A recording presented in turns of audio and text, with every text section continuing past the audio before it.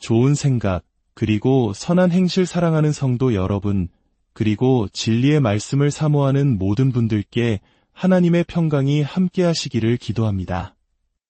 오늘 우리가 함께 나눌 이야기는 잠시 시간을 내어 이 영상을 다른 이들과 공유하고 채널을 구독해 주심으로써 더 많은 영혼에게 은혜의 말씀이 흘러가도록 동참해 주시는 여러분의 귀한 손길을 통해 더욱 풍성해질 것입니다. 여러분의 삶에 하나님의 축복이 가득하기를 소망합니다. 우리는 살아가면서 종종 깊은 고민에 빠지곤 합니다. 나의 내면의 믿음과 나의 외적인 삶이 과연 일치하고 있는가? 나는 세상의 불경건한 사람들과 어떻게 다른 삶을 살고 있는가?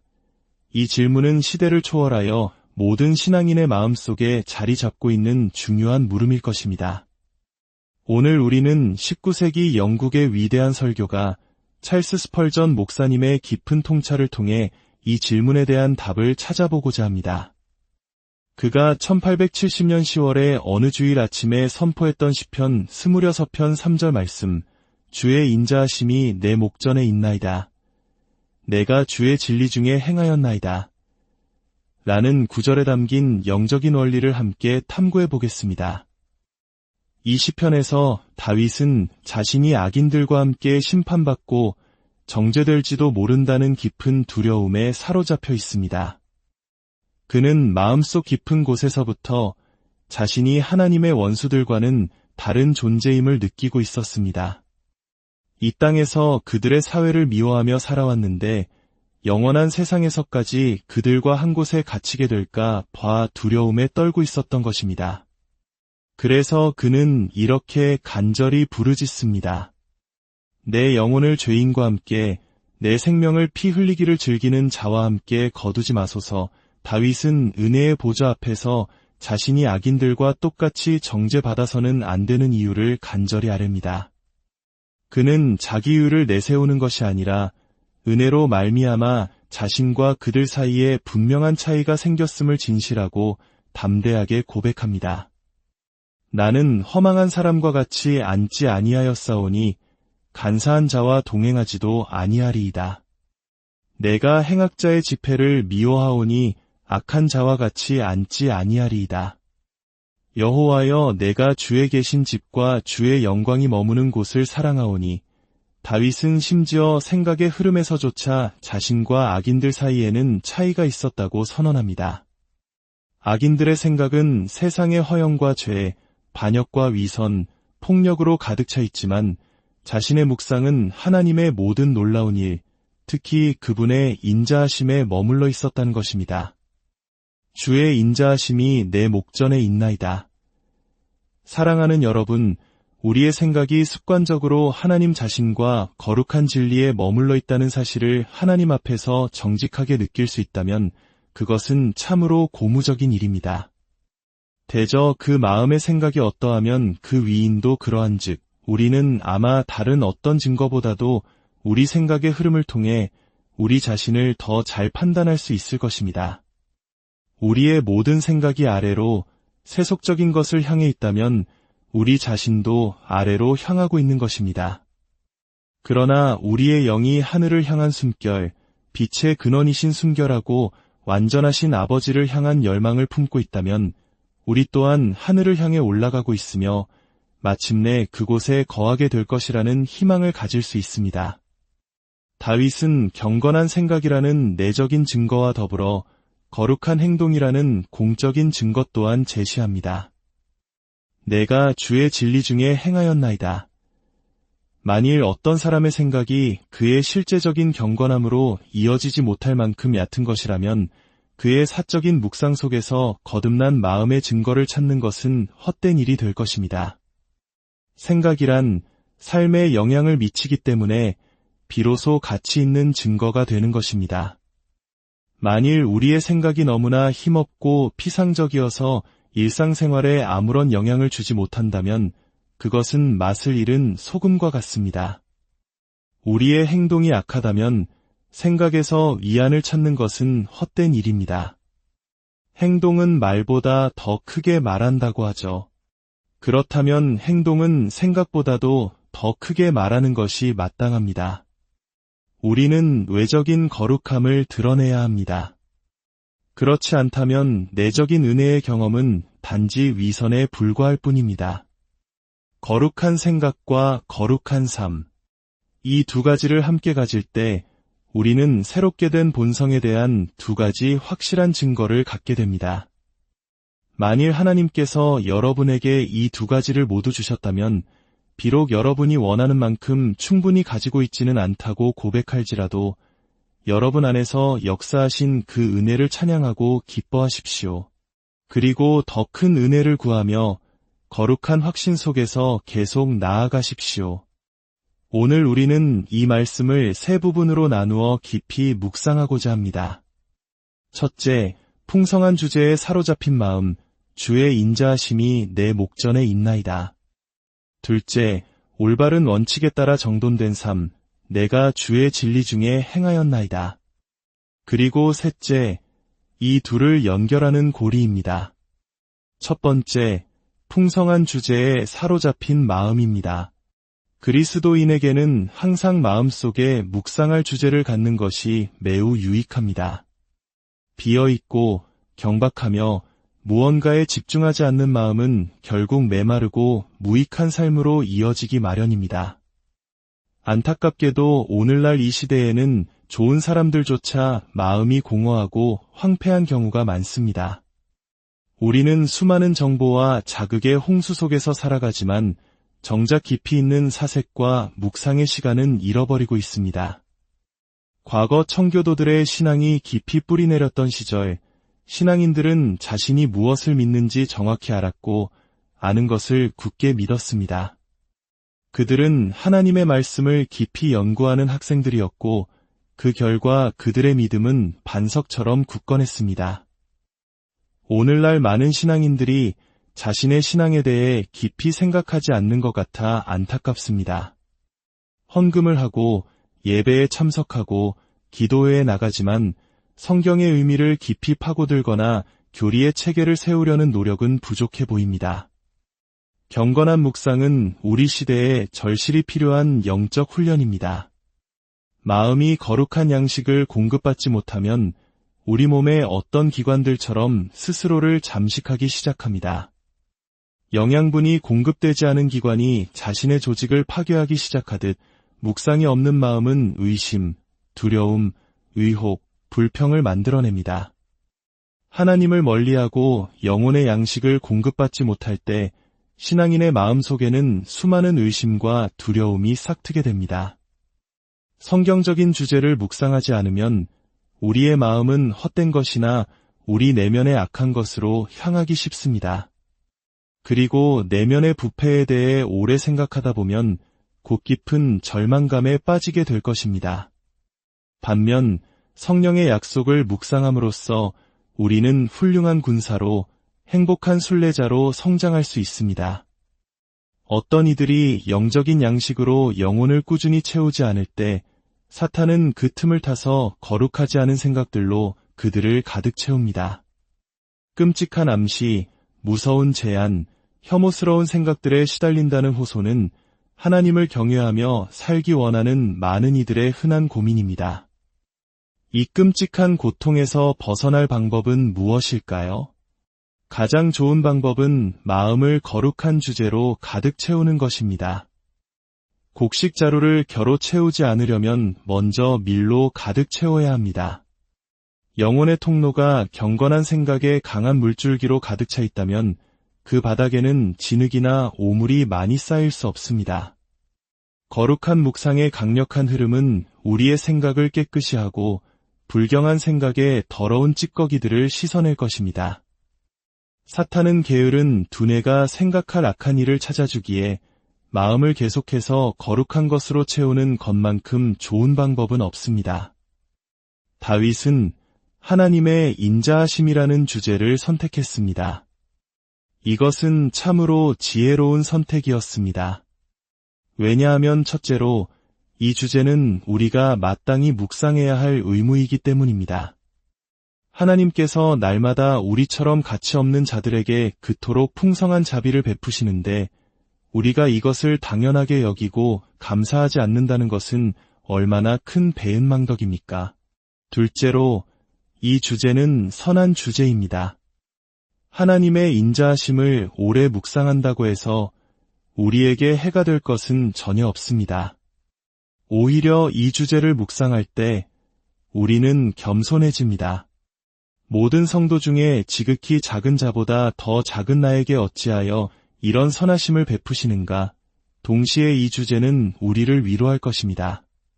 주님께서 나에게 이토록 선하시니 어떤 역경 속에서도 내 영혼은 주님 안에서 기뻐하고 내 구원의 하나님을 자랑하리라. 셋째로, 이 주제는 광대한 주제입니다. 시작도 없고 끝도 없습니다. 하늘처럼 높고 지옥처럼 깊으며 동이 서에서 먼 것 같이 넓습니다. 우리는 이 주제 안에서 한계나 반복에 대한 두려움 없이 마음껏 탐험할 수 있습니다. 넷째로, 이 주제는 기쁨을 주는 주제입니다. 하나님의 인자하심은 우리가 태어난 땅, 살아가는 시대, 우리를 둘러싼 모든 자비 속에서 발견할 수 있습니다. 물질적인 축복 속에서도, 그리고 영적인 은혜 속에서는 더욱 분명하게 볼 수 있습니다. 다섯째, 이 주제는 단순하고 명료하여 우리 모두에게 적합합니다. 간 믿음을 시작한 초신자도 하나님의 인자하심을 묵상하며 영적인 유익을 얻을 수 있고 가장 성숙한 신앙인에게도 결코 부족함이 없는 주제입니다. 마지막으로 이 주제는 언제나 시의적절한 주제입니다. 젊은 시절의 기쁨 속에서도 노년의 평안 속에서도 건강할 때나 병들었을 때, 부유할 때나 가난할 때, 기쁠 때나 슬플 때 하나님의 인자하심이라는 주제는 언제나 우리 영혼에 힘과 위로를 줍니다. 죽음의 그림자가 드리운 골짜기를 지날 때, 우리의 마음과 육신이 쇠약해질 때에도 이 노래는 우리의 마지막 노래가 될 수 있습니다. 그리고 마침내 영광에 들어갈 때 그것은 우리의 첫 노래가 될 것입니다. 이제 두 번째, 올바른 원칙에 따라 정돈된 삶입니다. 내가 주의 진리 중에 행하였나이다. 시편 기자가 이 말을 얼마나 확신에 차서 말했는지 모릅니다. 우리 각자도 이렇게 말할 수 있기를 바랍니다. 그러나 안타깝게도 우리는 이 말을 이렇게 바꿔야 할지도 모릅니다. 주의 인자하심을 내 눈앞에 두고 주의 진리 안에서 걷기를 소망하나이다. 여기서 주의 진리란 무엇을 의미할까요? 첫째는 하나님에 대한 진리와 그분을 예배하는 방식에 따라 나의 신앙을 정립하려 노력했다는 의미입니다. 나는 참되신 하나님을 참된 방식으로 예배해왔습니다. 나는 하나님이 어떤 분이신지, 어떻게 섬김받기를 원하시는지 탐구했으며 그분 자신에게서 배운 바에 따라 그분의 진리 안에서 행했습니다. 여러분 모두 이렇게 말할 수 있습니까? 어떤 이들은 하나님을 예배하지만 그 방식은 조상들이나 할머니가 하던 방식 그대로입니다. 하나님의 말씀이 그렇게 가르치기 때문이 아니라 집안 대대로 그렇게 해왔기 때문입니다. 그들은 나는 조상들의 전통을 따라 행했나이다 라고는 말할 수 있어도 내가 주의 진리 중에 행하였나이다 라고는 말할 수 없습니다. 이것은 진정한 신앙이 아닙니다. 한국 사회는 전통과 가풍을 매우 중요하게 생각합니다. 하지만 우리의 신앙은 전통이 아니라 오직 하나님의 말씀이라는 진리의 반석 위에 세워져야 합니다. 성경은 평범한 사람이 이해할 수 없을 만큼 어려운 책이 아닙니다. 진리를 알고자 하는 열망이 있다면 누구든지 그 길을 찾을 수 있습니다. 둘째는 하나님의 법에 따라 행했다는 의미입니다. 그는 하나님의 법이 본질적으로 옳고 정의로운 행동의 규칙임을 믿었고 모든 면에서 옳은 일을 하려고 노력했습니다. 사업에서 항상 성공하지 못했을 수도 있습니다. 그러나 그것이 무슨 상관입니까?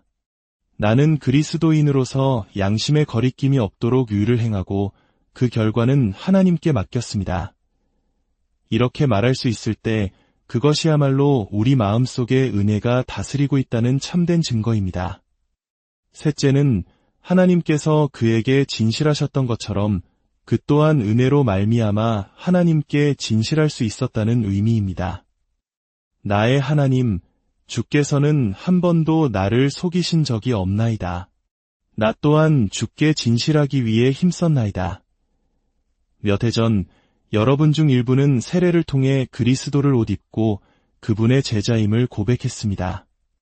세상에 대해 죽고 그리스도 안에서 사는 삶을 선언했습니다. 과연 그렇게 살아오셨습니까? 우리는 하나님과의 언약, 그리고 그분의 교회를 향한 맹세를 지켜왔습니까? 만일 우리가 여기서 실패했다면 그것은 아마도 말씀의 첫 부분, 즉 우리의 생각이 하나님과 충분히 함께하지 않았기 때문일 것입니다. 이제 마지막으로 이 둘을 연결하는 고리입니다. 주의 인자하심이 내 목전에 있나이다. 내가 주의 진리 중에 행하였나이다. 하나는 다른 하나의 결과입니다. 내가 주의 사랑을 깊이 생각하였기에 내가 주의 진리 안에서 행할 수 있었습니다. 우리의 생각은 행동에 지대한 영향을 미칩니다. 어떤 주제에 대해 오랫동안 생각하면서 삶의 방향이 그것에 의해 물들지 않기란 거의 불가능합니다. 먹이에 따라 다른 색깔의 실을 뽑아내는 누에처럼 우리의 삶은 우리가 가장 익숙하게 하는 생각의 색조와 빛깔을 띠게 됩니다. 다윗은 하나님의 인자하심을 묵상했고 곧 그의 온 영혼이 그 생각을 따라갔으며 마침내 그는 하나님의 진리 안에서 행하게 되었습니다. 이것이 어떻게 가능한지 잠시 함께 묵상해 봅시다. 하나님의 인자하심의 영원성을 생각해 보십시오. 하나님은 시간이 시작되기 전부터 그가 사랑하시는 자들을 사랑하셨습니다. 창조의 기초가 놓이기 전부터 우리는 그분의 사랑을 받았습니다. 이 영원한 사랑, 시작도 없는 사랑을 묵상할 때 우리 마음은 외치게 됩니다. 내가 하나님의 진리 안에서 행하리라. 이 위대한 교리는 우리를 다른 위대한 교리들로 인도합니다. 하나님의 인자하심의 값없음을 생각해 보십시오. 우리를 향한 하나님의 사랑은 전적으로 우리가 받을 자격이 없는 것입니다. 우리 안에 사랑할 만한 것이 있어서가 아니라 그분이 그렇게 하기로 선택하셨기 때문입니다. 이처럼 값없이 나를 사랑하셨으니 나 또한 그분을 값없이 사랑해야 합니다. 그분이 나를 택하셨으니 나도 그분을 택합니다. 내가 그분을 섬기기 위해 할 수 있는 일이 있다면 무엇이든 기꺼이 행할 것입니다. 하나님의 인자하심의 확실성을 생각해 보십시오. 하나님이 자기 백성을 사랑하신다는 것은 허구가 아닙니다. 그렇다면 그에 대한 우리의 순종 또한 실제적이어야 합니다. 말뿐인 결심이나 위선이 아니라 자기 부인을 감수하고서라도 드리는 헌신, 어떤 희생을 치르더라도 행하는 순종이 있어야 합니다. 하나님의 인자하심에 신실하심을 생각해 보십시오. 그 사랑은 단 한순간도 멈추지 않았습니다. 우리는 주님을 자주 잊었지만 그분은 한 번도 우리를 잊지 않으셨습니다. 그렇다면 우리도 매일의 의무를 다하며 끊임없이 그분을 섬겨야 합니다. 하나님의 인자하심에 세밀하심을 생각해 보십시오. 하나님의 사랑은 우리 삶의 아주 작은 부분까지 함께 하십니다. 그렇다면 우리의 순종 또한 아주 작은 세부 사항에까지 미쳐야 합니다. 하나님의 사랑이 나의 전 생애를 채우고 스며들게 해야 합니다. 마지막으로 하나님의 인자하심이 우리를 위해 예비하신 영원한 영광을 생각해 보십시오. 잠시 후면 우리는 죽음의 마지막 관문을 통과하거나 그리스도께서 친히 재림하셔서 주님과 영원히 함께하게 될 것입니다. 이 영광을 생각할 때 이 생의 시련은 가볍게 여겨질 것이며 의무가 시련을 동반할 때 우리는 기꺼이 십자가를 지고 부끄러움을 개의치 않을 것입니다. 순교자들의 눈에서 빛났던 것이 바로 이것이었습니다. 그들의 눈을 빛나게 한 것은 화영대의 불꽃이 아니라 영원한 영광의 빛이었습니다. 우리 눈앞에 있는 하나님의 인자하심은 비록 그 길이 감옥과 죽음으로 향할지라도 우리로 하여금 하나님의 진리 안에서 걷게 할 수 있는 힘입니다. 말씀을 맺겠습니다. 세상에는 두 부류의 잘못된 사람들이 있습니다. 첫 번째는 하나님의 인자하심을 입에 달고 살지만 그분의 진리 안에서 행하지 않는 사람들입니다. 그들은 은혜의 교리를 방종의 변명으로 삼습니다. 그들에게는 교리의 은혜가 아니라 은혜에 대한 교리만 있을 뿐입니다. 거룩함이 없이는 아무도 주를 보지 못할 것입니다. 두 번째는 나는 하나님의 진리 안에서 행했다고 말하지만 하나님의 인자하심을 전혀 생각하지 않는 사람들입니다. 그들은 자신의 훌륭한 성품을 자랑하지만 하나님의 은혜에 대해서는 생각하지 않습니다. 바리새인과 같은 영에 사로잡혀 있는 것입니다. 우리는 율법의 행위로는 결코 의롭게 될 수 없으며 오직 은혜로만 구원받을 수 있음을 기억해야 합니다. 사랑하는 여러분, 여러분의 신앙생활이 무기력하고 침체될 때 그것을 회복하는 가장 좋은 방법은 이전보다 더 많이 하나님의 인자하심을 묵상하는 것임을 명심하십시오. 때로 우리는 기도할 힘도 말씀을 읽어도 감동도 없는 마치 죽은 나무 토막처럼 느껴질 때가 있습니다. 그럴 때 자신의 죄를 되돌아보는 것은 때로 우리를 더 깊은 침체로 빠뜨릴 수 있습니다. 그러나 하나님의 인자하심을 기억하는 것만큼 성령 하나님 안에서 우리에게 소생의 능력을 주는 묵상은 없습니다. 내 영혼에게 이렇게 말하십시오. 내 영혼아, 너는 오늘 둔하고 무겁구나. 그러나 예수님은 너의 총명함과 활기 때문에 너를 사랑하신 것이 아니란다. 이렇게 둔해진 자신을 미워하게 만드신 분이 바로 그분의 은혜가 아니더냐. 그분은 지금도 너를 똑같이 사랑하신다. 그럴 때 우리의 사랑은 다시 불붙을 것입니다.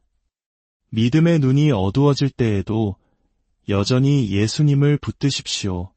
그분 앞에 무릎을 꿇으십시오. 그리하면 빛이 다시 여러분에게 임하고 주님의 기쁨이 돌아올 것입니다. 하나님, 성령이시여, 이 묵상이 그리스도의 이름으로 우리 영혼을 소생시키는 방편이 되게 하옵소서. 듣는 모든 이들의 삶 가운데 하나님의 인자하심을 깊이 묵상함으로 말미암아 진리 안에서 행하는 아름다운 열매가 풍성히 맺히게 하여 주시옵소서. 예수님의 이름으로